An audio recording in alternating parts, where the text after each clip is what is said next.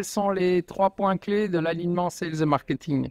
L'alignement des sales et marketing passe déjà par un premier point clé, c'est la définition d'objectifs communs et partagés. Et je dis bien communs et partagés, c'est-à-dire que le sales a ses objectifs, le marketing a ses objectifs, mais il faut qu'ils aient des objectifs communs. Ça, c'est la première chose qui est extrêmement importante. La deuxième chose qui est importante, c'est qu'il faut réussir à segmenter un peu les différentes actions qui sont faites par le sales, de telle manière à ce qu'il s'appuie beaucoup plus sur le marketing dans un premier temps, et puis ensuite sur le sales. Si par exemple ce sont des prospects qui sont nouveaux, le marketing va jouer un rôle primordial, il faut que le sales l'accepte. Et quand ce sont des prospects qui sont connus par les sales, il faut que le marketing accepte d'être plutôt en appui du sales et non pas être en leadership. Ça, c'est le deuxième point qui me paraît extrêmement important. Et puis le troisième, c'est bien entendu de pouvoir continuer à nourrir les uns les autres, de créer des boucles de REX, de retour sur expérience, de telle manière à ce qu'il y ait une totale imbrication entre le marketing et le sales.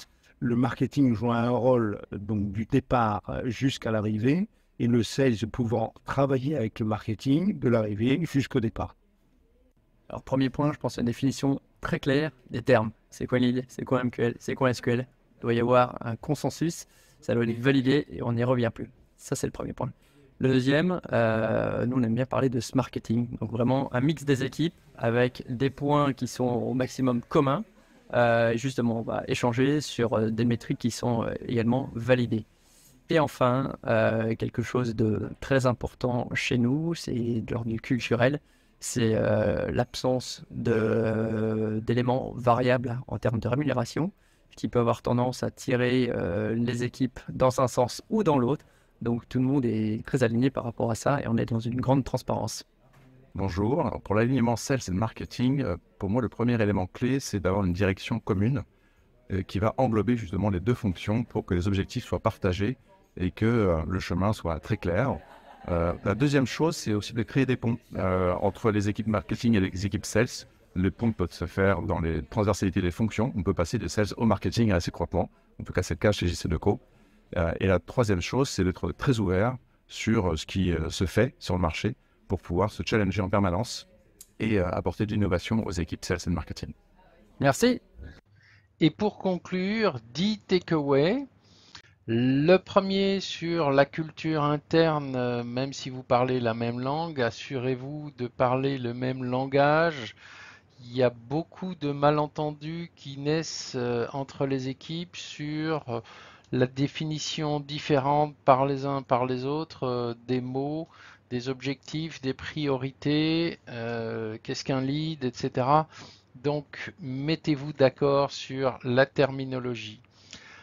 Deuxième, toujours sur la culture interne, être sûr d'avoir bien défini ensemble la direction commune, parce que forcément, si une équipe tourne le volant dans une direction et l'autre dans une autre, forcément, ça va finir par coincer.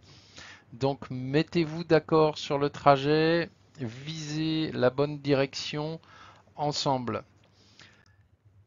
On a aussi eu un intervenant qui rappelle que même si on a processisé, on a toute une organisation formelle qui est en place, ben dans l'idéal, c'est bien de laisser un peu de place à l'informel.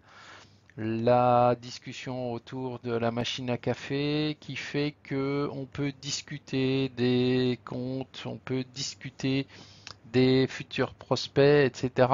Ça fluidifie les relations. Donc l'idéal n'est pas de tout structurer, n'est pas de travailler sans structure, mais d'être au milieu des deux et de laisser la place à cette organisation informelle.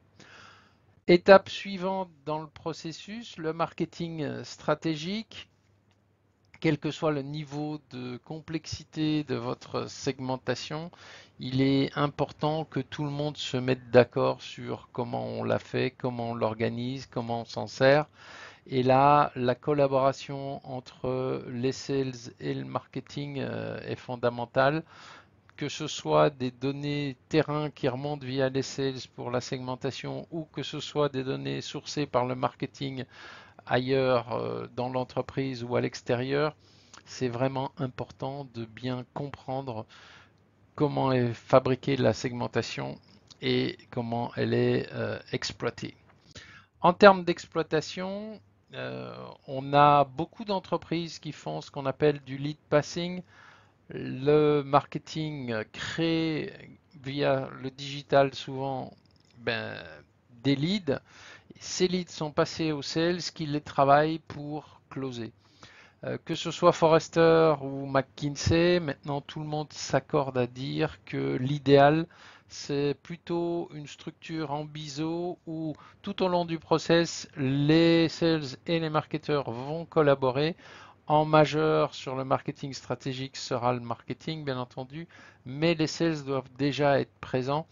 Et à l'opposé, au moment de la vente, les sales sont en majeur, en lead, mais les marketeurs doivent encore être là, notamment pour pouvoir permettre des boucles de nurturing. Si le sales n'a pas réussi à closer, eh ben, c'est pas perdu. Il faut que ça retourne au marketing pour être entretenu et avoir une chance un peu plus tard. Si vous avez closé, bonheur, mais c'est pas fini parce qu'il y a aussi l'onboarding et puis surtout en profiter pour faire de l'upselling et du cross-selling via le marketing. Pour faire tout ça, travailler avec les bons outils, l'intelligence artificielle, le marketing automation, ce n'est plus de la science-fiction. Et bien entendu, la vitesse de réaction que permettent ces outils est maintenant exigée par les prospects, exigée par le marché, par vos clients. Pour ça, il faut travailler la formation des équipes, que ce soit au social selling pour les vendeurs, leur intervention sur les réseaux sociaux, comment bien s'en servir. Il y a des tas d'autres moyens qui vont être utilisés dans le process. Les équipes doivent être formées ensemble souvent sur comment bien traiter la digitalisation du processus sales et marketing nécessite de la formation de tous, que ce soit dès le départ au niveau du marketing stratégique ou jusqu'au moment du closing et de la vente. On a eu un intervenant qui nous a rappelé que la vente précède la production et un autre qui nous a dit la synthèse de l'offre précède la vente. Donc préparez votre terrain, préparez vos documents, préparez ensemble tout ce qui va vous permettre de closer rapidement, de closer efficacement dans ce processus sales et marketing au niveau de la phase de vente. Pour que la phase de vente soit parfaite, il n'y a pas que les équipes sales et marketing qu'il faut aligner. Il faudra aligner le juridique, il faudra aligner la production, la finance au niveau des conditions des contrats. Donc préparez tout ça, alignez toutes vos planètes pour faire en sorte que on soit efficace et que ça fonctionne bien. Une fois closé, célébrez vos clients, onboardez-les dans les meilleures conditions possibles. Faites-leur faire waouh. Faites en sorte qu'ils soient heureux d'avoir signé. Ça vous permettra de rebondir commercialement en upsell et en cross-sell. Voilà les 10 points clés qui ont été transmis dans l'atelier. C'est à vous de jouer.